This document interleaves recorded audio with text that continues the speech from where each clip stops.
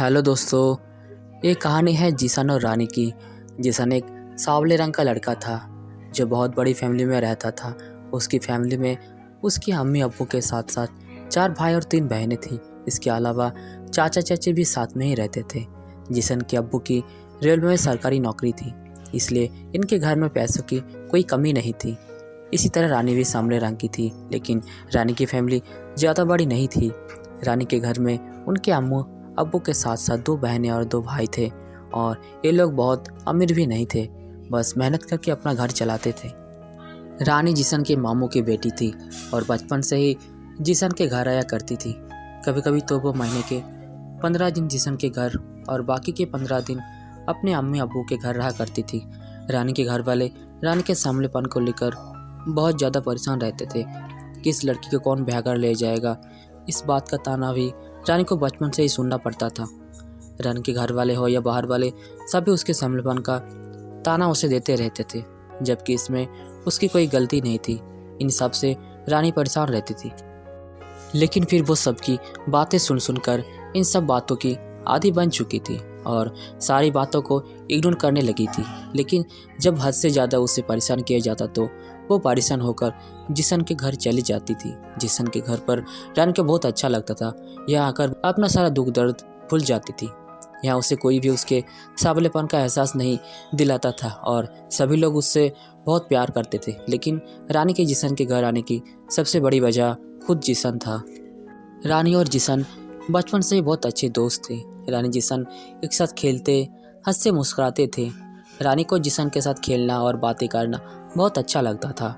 जब रानी जिशन के घर आती थी तो जिशन जब तक उसके साथ खेलता और उसे हंसाता था तो बहुत खुश रहती थी। लेकिन जिशन भी बहुत शरारती था। जब वो देखता रानी बहुत खुश नज़र आ रही है तो उसे परेशान करने लग जाता।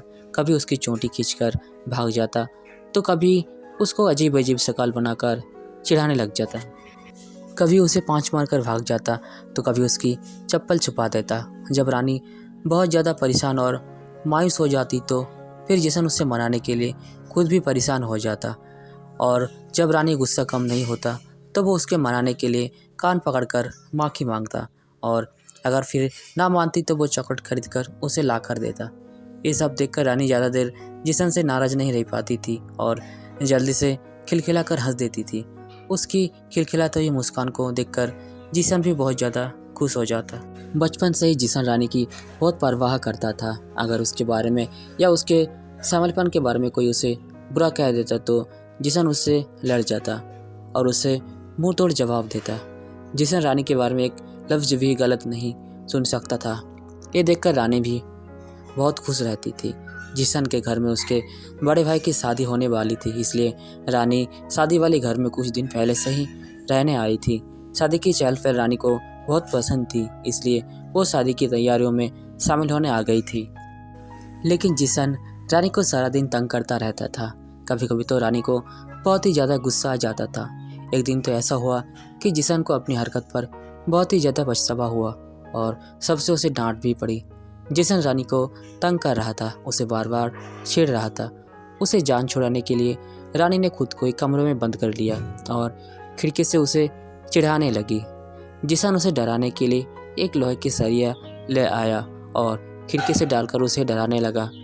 रानी उस सरियों को खींचने के लिए आगे बढ़ी और सरिया उसके हाथ में घुस गया। रानी जोर से चीखी। रानी के हाथ में बहुत ज़्यादा चोट लग गई थी और बहुत खून बहने लगा था। जिशन को इस हरकत के लिए बहुत ज़्यादा डांट पड़ी।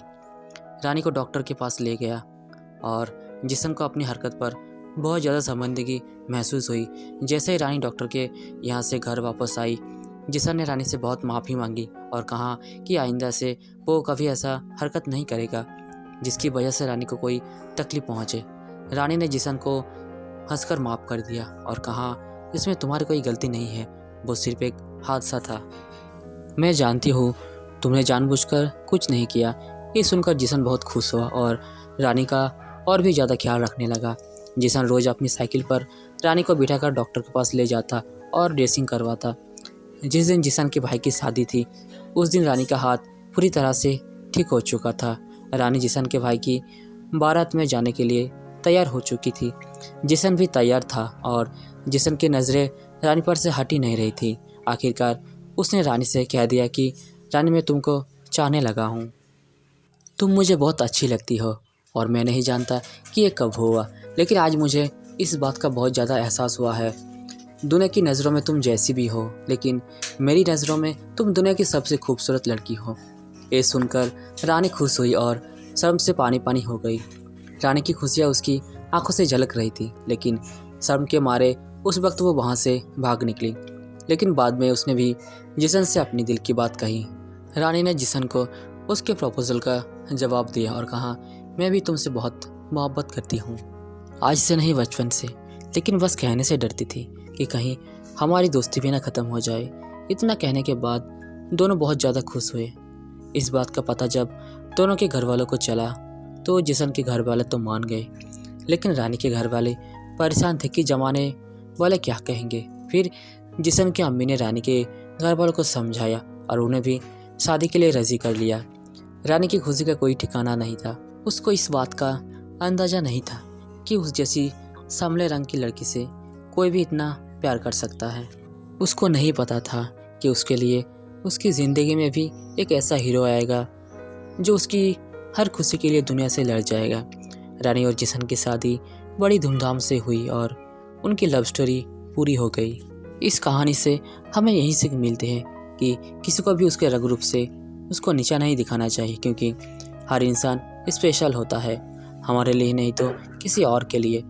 ऊपर वाला ने सबके लिए किसी न किसी को बनाया है और रंग रूप का मजाक तो कभी नहीं बनाना चाहिए, क्योंकि हम सब एक ही रब के बनाए हुए हैं।